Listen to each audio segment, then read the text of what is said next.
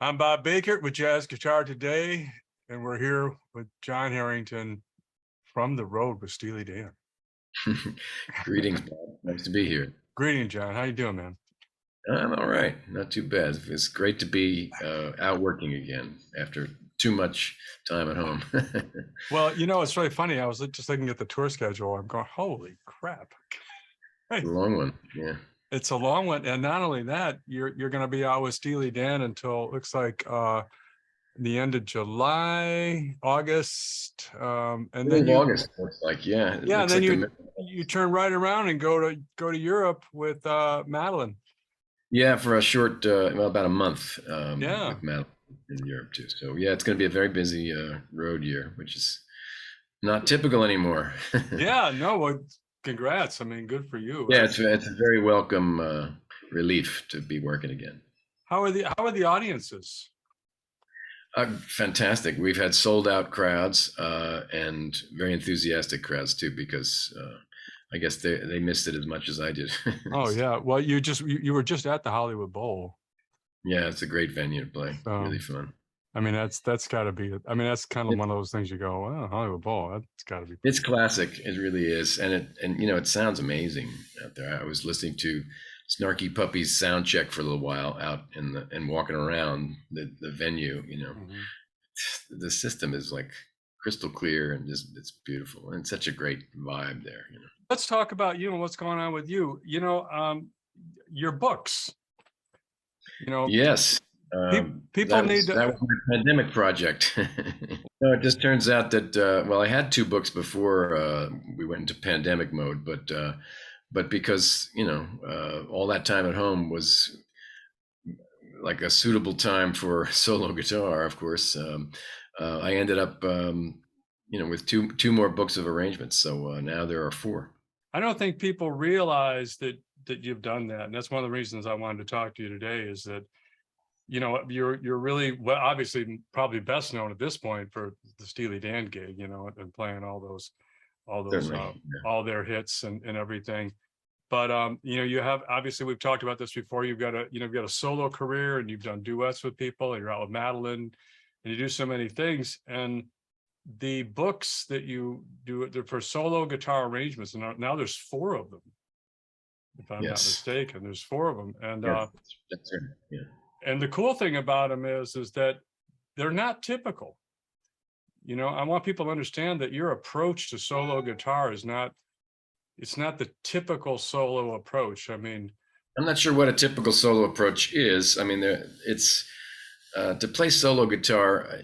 I mean, in almost any style, it seems extremely difficult. It's not an easy instrument to sort of play, instrumental music on that's complete. mhm. Whether it's classical guitar or jazz guitar or anything or some kind of folk style, it's difficult to do because it's a kind of unforgiving instrument in terms of all the little noises that it'll make, all the little things that can go wrong. It's everything's very exposed. I mean, when you play in a band and there's 12 other people on stage like Steely Dan, Mhm. it feels so luxurious, and it doesn't feel like every little noise that comes out of the guitar is gonna cut through the mix or anything like that. It's so much easier to have company, like there's safety in numbers that way.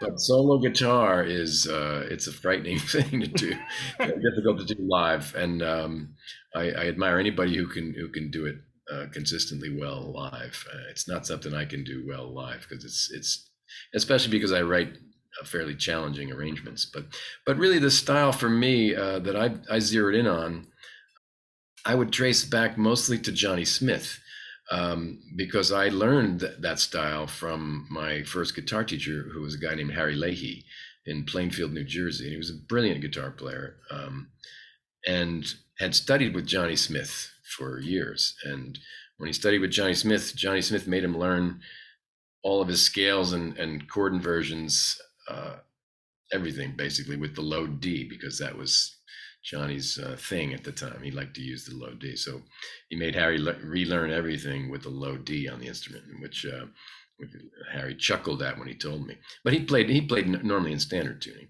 but for certain solo things, it's useful to tune down to a D on the E string. So, but really, that's there are a lot of guys who play amazing solo guitar, and because a lot of solo guitar is in the jazz style, there are guys who are great improvisers at solo guitar, which is another phenomenon that is just incredible to me. Like that people can develop that skill and that kind of confidence to sort of stay afloat and keep time happening.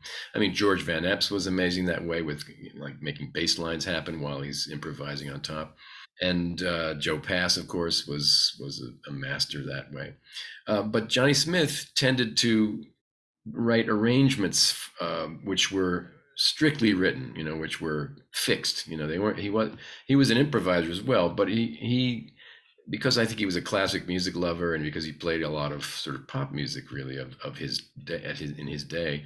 I think his sensibility led him more towards, a fixed arrangement of a song, and he had a lot of stuff that was published in books. I used to hunt around in old music stores through the old dusty racks to try to find anything like interesting that way, and I found several Johnny Smith books that way, which had some of them kind of a smaller size, these little pamphlet looking things, which were really fantastic. But so he did quite a lot of that, and there's I forget, maybe it's called Blue Guitar, is a fantastic solo album of his probably from maybe early 60s or something. I'm not sure what the year was, but it's just gorgeous, and that's the style I sort of gravitated toward, and I'm sure it's because I learned it from Harry, a student of his. And I'm not sure. I mean, there are other people who do that as well. I have a friend in LA named Stan Aroff who did a lot of books for Hal Leonard and Mel Bay, I think, too. And he's a great arranger for solo guitar and great player of solo guitar.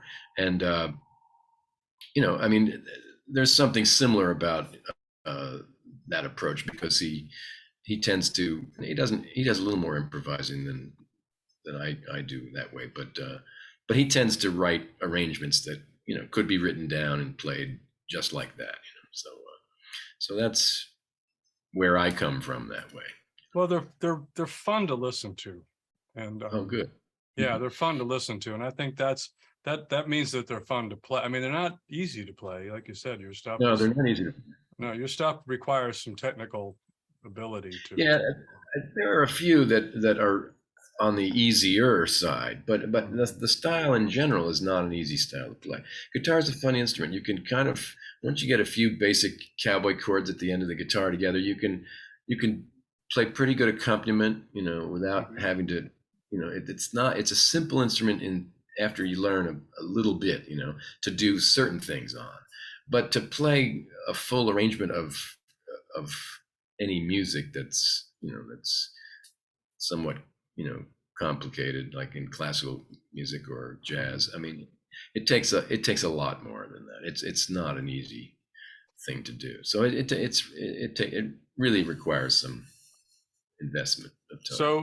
So the message to people listening to you right now is challenge yourself with these arrangements. Well, there would be a challenge. I mean, you take what you can a little bit at a time, is the way to do it. And I tended to try to order the arrangements in each book in a loose degree of difficulty, from easier to hard. And that's not exactly true, because sometimes, just to sort of make the layout of the book work right, you can't really do that. And some of the last couple of books, there's not a whole lot of tunes that are easy. They tend to be a little more difficult to play. But there are a few in some of the earlier books, especially that are doable for people who don't work in this style all the time. A lot of our people like the more advanced stuff. Yeah, well, that's great. I mean, it helps for some people. It seems to help to sort of hear them played before they see it, because the books are kind of old school. I did include tablature because I know a lot of people don't read standard notation, but there's no recording included with the books. It's just the music. but there are, I made an effort to try to record videos of me playing as many of them as I can, and you can find quite a few of them on YouTube, not all of them. And I also did a record while I was stuck at home. I guess maybe last year or the year before. That has, I think, 17 or 18 of the arrangements recorded, and I play them just as they are in the book. So that can help some people to sort of know what they're going for, because it can be daunting if if you don't know the song and you're just looking at lines and dots. That can be intimidating. So And the other thing that's really nice about the books is the material you selected. You want to talk about that a little bit? How you select the songs you decide to do? yeah, for me, a couple things are involved in choosing repertoire that way. First of all, I have to love something about the song. I mean, I know I won't be able to come up with anything really worthwhile unless I'm invested in in the song itself. But if I love the song, it's usually I'm usually drawn to a song by hearing like a great version of it. Sometimes I'm so attached to that particular version that I basically lean towards trying to imitate it on a solo guitar. Other times, I'll discover a song and I'll hear a version I love, but then I'll explore it a little more and listen to several versions and then get a general idea of all sorts of different things that one could do with it, and then try to tackle it. But the other missing link for me is not just being invested in the song because I love it, but you have to kind of get lucky with it. It's when I dig in and start to try to write an arrangement, some tunes, no matter how much I love them, they just don't work for some reason. They just don't, it just doesn't. I can't find a way to make it sound good on the guitar, and that's something I really can't predict. I have to just dive in and try, and I'm pretty perseverant if I love a song, but there are some I've had to just chuck because they just don't seem. I can't make them work. Other people might be able to do that, and I'm not sure what you know why that is exactly, but it's interesting and very mysterious. But then other times I'll get lucky, and then there are things I do to sort of try to sort of make it work. For instance, I might learn a song in a key that everybody plays it in, but sometimes, and then I would try to play it. I usually try to play it in the same key and see how it feels. But I'll often find that if I search and look for a key that has more sort of happy accidents. Well, the guitar is so idiomatic that way. Open strings are such a powerful thing, and they can give you so much more range.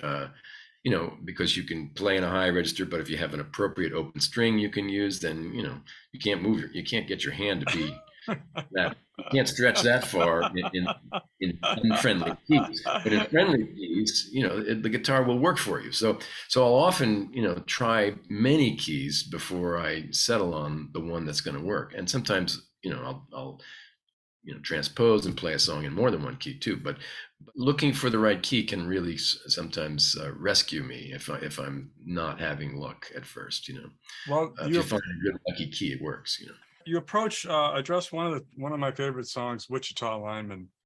And I Oh thought yeah. that when you made the mention about that song, I said, there you go. It's just what a great piece of work that is. It's It's a unbelievable. great song.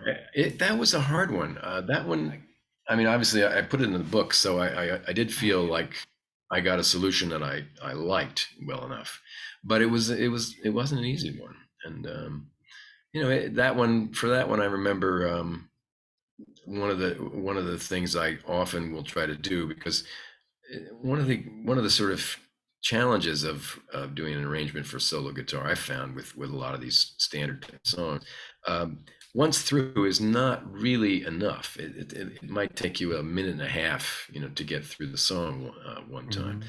So often you have to repeat it, and you have limited, sound available. It's just with one guitar. So Mhm. you have to find ways often to keep it interesting and to sort of vary it. So In that particular tune, there's one section I repeated at least part of the melody, I think, in a different register, and that's another that's a sort of a thing I look, you know, generally I look for that. I say, okay, well, I'll ask myself the question, well, would it help to sort of sound fresh if I, instead of putting the melody on the top, but put it down in the middle or low or something like that, and see if I can, you know, sort of invert it and make that sort of more interesting. And I think it worked in that case, but it was a tough one. I can And see you it. know that intro thing is so cool with the repeated notes. You know, ding ding ding ding ding ding ding ding ding. You're a thinking man's guitar player, you know, you really are, and or a guitarist. And I can tell you're inquisitive, and your sense of searching and all that is always, you're always looking for that other thing, that other twist, and it really appeals to my intellect, if you will. And I love that about your Yeah, playing and the way you go about your well, thank you. business.